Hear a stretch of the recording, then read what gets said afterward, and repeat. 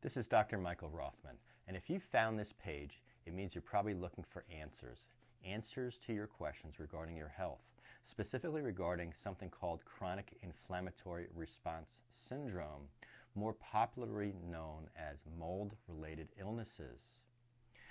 You may be suffering from all sorts of unusual symptoms, including trouble concentrating, trouble sleeping, chronic fatigue, joint and muscle pains, fibromyalgia, gastrointestinal symptoms, hormonal imbalances.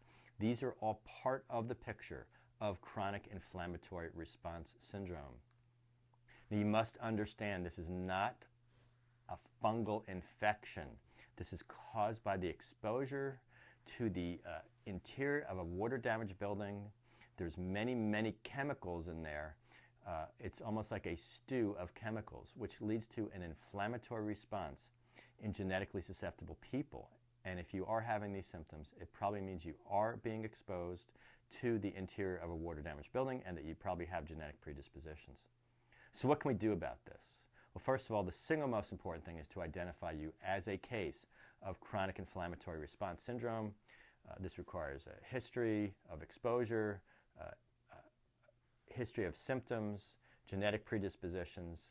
There's a host of tests that I can do on you to determine if you are indeed suffering from chronic inflammatory response syndrome.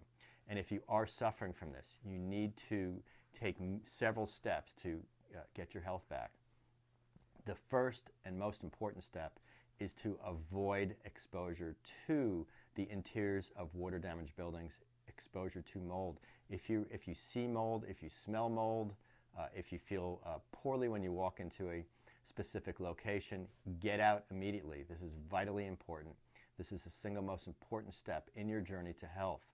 There are many other steps, and I can help you along the way with all of these steps. This is a growing field. It's a relatively new field, and I will be adding more information to my website in the near future.